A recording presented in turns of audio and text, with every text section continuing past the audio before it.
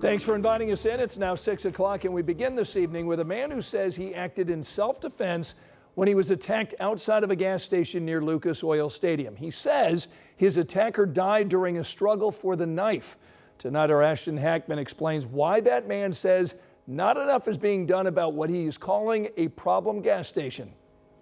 It was like a balloon, like I got deflated. Ty Holder spoke with me by phone from his hospital bed. He's still recovering with staples in his side. He says he was stabbed outside this Speedway gas station on Kentucky Avenue Wednesday night. I heard somebody get loud screaming, saying something loud. He went out the door and he asked me, "What you looking at?" And I'm like, "Dude, just leave." He opened the door again and spit on me, and I reached in and grabbed my mace. Holder says that's when the man pulled out a 6-inch knife and stabbed him in his side. I lost feeling in my legs, and I fell into him. Holder says the suspect was also stabbed during a struggle for the knife and later died. Metro Police say it appears to be a self-defense case, but said it remains under investigation. That's something that I got to have on my conscience the rest of my life, regardless of the circumstances. Holder says it's not the first time someone has harassed or assaulted him at the same gas station. Here he is in 2023 in a hospital bed again after he says someone was wielding a hatchet in the same gas station. Public police reports show IMPD officers have been called to this gas station hundreds of times in the last several years. Holder says security cameras alone aren't enough. When I go to a gas station, I should feel safe going in there and purchasing anything without feeling like I'm going to have a confrontation of being abducted or being stabbed or hit with anything. A live police officer needs to be there 24/7 for the safety of everyone. Holder tells me he hopes he doesn't have to spend many more days in the hospital. His recovery, though, it is likely to take several months. In Indianapolis, Ashton Hackman, 13 News. Now, we reached out several times today to the corporate offices for Speedway gas stations asking about possible upgrades to security. We have not heard back yet. Tonight at 6, a renewed call from police after a violent weekend here in our city. We had 3 shooting scenes across Indianapolis, ending with 6 people shot and 1 teenager killed. That's in addition to 4 people who showed up at hospitals over the weekend with gunshot injuries. And tonight, IMPD is blaming the owners of a downtown bar for one of those shootings, saying more needs to be done to prevent the violence in the first place. Our Matthew Foltz shares that message from IMPD. Those 3 men were shot and injured inside Jovito Ultra Lounge right here in downtown Indy. And right now, Chief Chris Bailey says the biggest question he has, as well as his detectives have in this investigation, is how guns got in here in the first place. Chief Chris Bailey now calling this a preventable shooting. The shooting happened just before 2 a.m. Sunday morning. Metro Police say 2 men were found shot at the scene and transported to the hospital.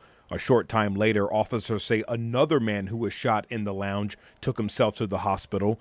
Chief Chris Bailey says so far they know at least 3 guns made it inside the lounge. He now questions how they got past security. And so I think you're going to see as we move forward, I don't know when, some more visible presence from excise in not just these bars, but many of the bars in Indianapolis. Now, I have reached out to Jovito Lounge multiple times today to see if the owner or anyone would give a statement or comment. I have not yet heard back. Meanwhile, Chief Bailey says they are working to get access to the cameras inside this lounge to find out what exactly led up to this shooting and who exactly pulled the trigger. Of course, any new updates that we get, we'll be sure to pass along to you. Reporting here in downtown Indy, I'm Matthew Foltz, 13 News.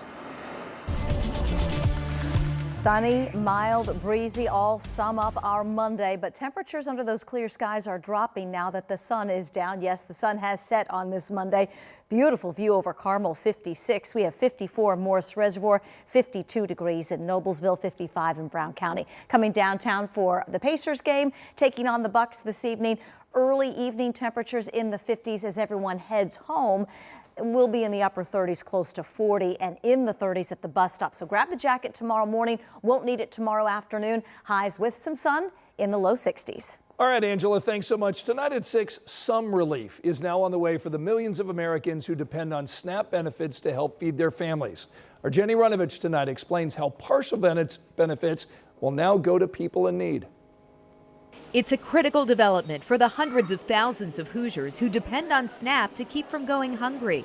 The Trump administration using contingency funds to partially pay SNAP for November. Only half of people's benefits, but some relief.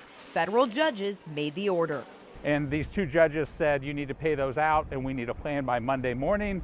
And now another judge has said, and you need to start sending out those payments by Wednesday.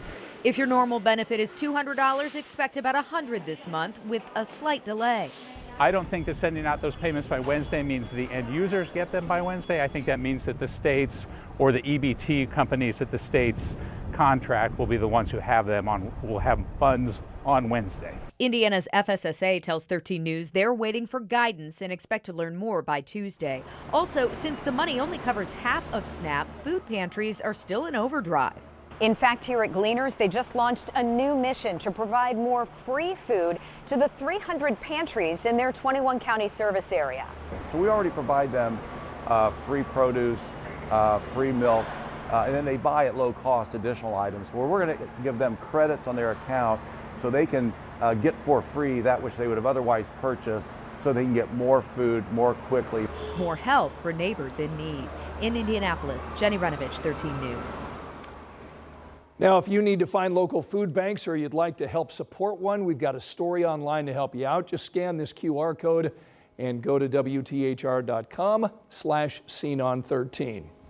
Tonight at 6, there is a new timeline for state lawmakers to discuss the possibility of redistricting here in Indiana. State lawmakers will now meet in December instead of November. Senate President Pro Tem Roderick Bray said this allows lawmakers to include redistricting talks in the 2026 session. So in a statement saying that making this shift allows the legislature to consider the topics presented to us in a thoughtful way without burdening Hoosier taxpayers with the cost of a special session.